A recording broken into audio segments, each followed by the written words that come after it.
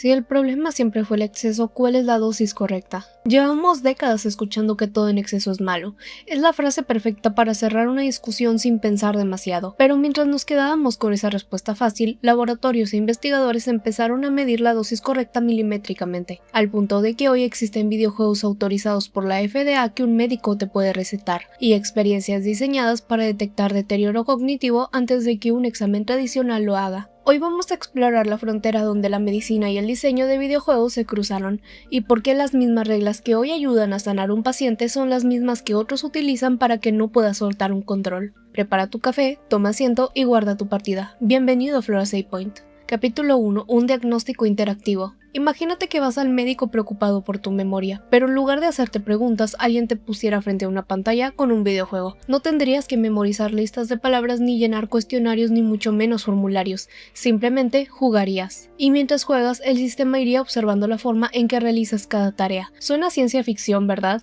Pues realmente no lo es. Esto ya existe y se llama The Mind Guardian. Es un desarrollo de investigadores del Centro Atlantic de la Universidad de Vigo y el Instituto de Investigación Sanitaria de Galaxia Sur, en colaboración con Samsung. Lo que hicieron fue diseñar pruebas interactivas para evaluar 3 áreas clave de tu memoria: la episódica, la procedimental y la semántica. A partir de cómo juegas, el sistema analiza tus patrones y detecta señales compatibles con un posible deterioro cognitivo, alcanzando una precisión de hasta el 97% en sus estudios de validación. Ahora bien, hay que hacer una aclaración importante antes de que saquemos conclusiones apresuradas. Esto no te da un diagnóstico médico definitivo, funciona como una herramienta de detección temprana, es decir, su objetivo no es reemplazar a un doctor, sino encender una luz de advertencia para avisarte de que deberías de acudir a un especialista a realizar un chequeo mucho más profundo. Aún así, esto cambia por completo la forma en que entendemos un videojuego, porque no estamos hablando de un título educativo que intenta enseñarnos cómo funciona el cerebro. Aquí, el propio acto de jugar se convierte en una herramienta que recompila datos sobre tu mente, y en el fondo la lógica es bastante sencilla. Si una prueba clínica tradicional mide tu memoria, tu atención o tu velocidad de reacción, ¿por qué no transformar esa misma prueba en una experiencia interactiva mucho más natural? Por supuesto, convertir un examen en un juego no lo hace perfecto de la noche a la mañana. Para que la comunidad médica lo tome en serio se necesita un rigor científico que no todos los proyectos logran sostener, pero el principio sigue siendo fascinante. El videojuego tiene la enorme ventaja de transformar una prueba repetitiva en un registro de datos en tiempo real. Esto abre la posibilidad a que en un futuro una evaluación cognitiva deje de sentirse como un examen estresante y algo preocupante para un paciente, y se parezca mucho más a jugar una partida. Pero detectar un posible problema es apenas la mitad de la historia. La pregunta que de verdad importa viene después. ¿Qué pasa cuando dejamos de usar el videojuego solo para observar al paciente y empezamos a usarlo directamente como parte de su tratamiento? Capítulo 2. El juego como fármaco. Usar un videojuego para observar nuestra mente es apenas el primer paso. El verdadero salto ocurre cuando el juego deja de ser un simple observador y se convierte en un medicamento. En 2020 la FDA autorizó Endeavor RX, un videojuego diseñado como tratamiento para niños de entre 8 y 12 años con TDAH.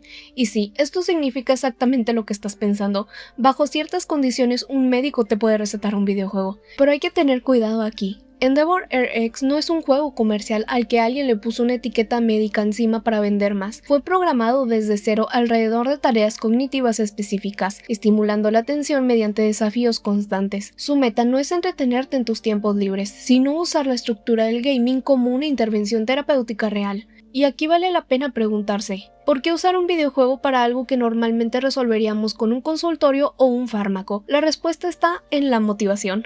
El gran poder de los videojuegos está en su capacidad para convertir una tarea repetitiva y tediosa en una experiencia que exige participación activa. En lugar de pedirle a un paciente que repita un ejercicio aburrido porque tiene que hacerlo, el juego te plantea metas, obstáculos y recompensas en tiempo real que mantienen tu cerebro enganchado. Ahora bien, no nos vayamos al extremo completamente opuesto.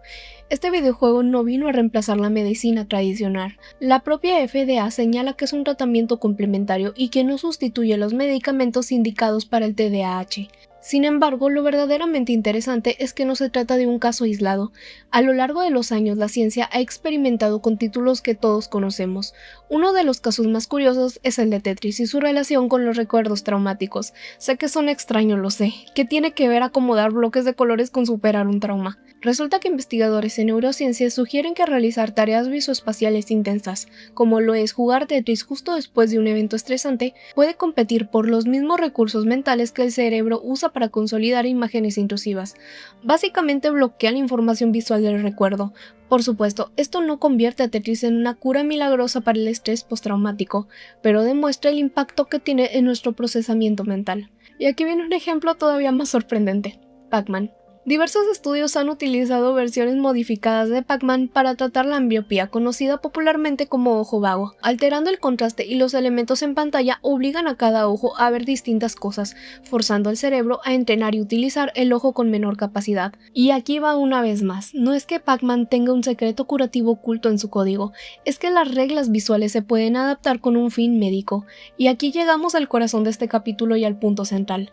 No es el videojuego en sí lo que cura, es el diseño. Un juego puede obligarte a enfocar la atención, reorientar reflejos o memorizar patrones. Los médicos no descubrieron de la noche a la mañana que jugar es bueno. Lo que hicieron fue aislar las mecánicas que hacen que un juego sea adictivo y dirigirlas hacia un objetivo de salud. Por primera vez el entretenimiento y la medicina están compartiendo la misma caja de herramientas, y esto nos puede colocar frente a una realidad incómoda si es que vemos el otro lado de la moneda. Si podemos diseñar un videojuego para moldear nuestro cerebro con fines terapéuticos, el riesgo aparece cuando estas mismas mecánicas se construyen sin ningún objetivo médico y se usan solo para controlar tu tiempo y tu dinero.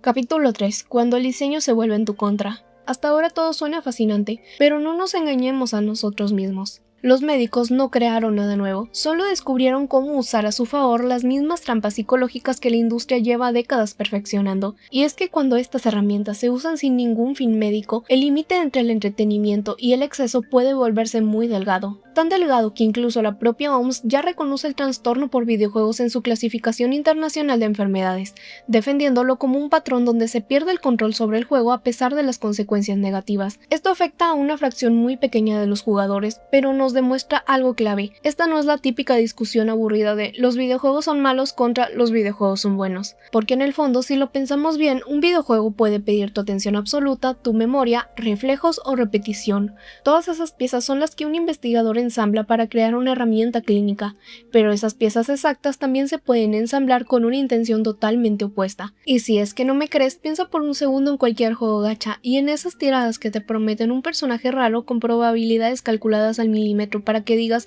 bueno, una tirada más y ya. O piensa en esas misiones raras que te amenazan con perder tus recompensas si es que no haces login hoy, o en ese evento de tiempo limitado que tiene recompensas sumamente prometedoras. Te aseguro que nada de esto es casualidad.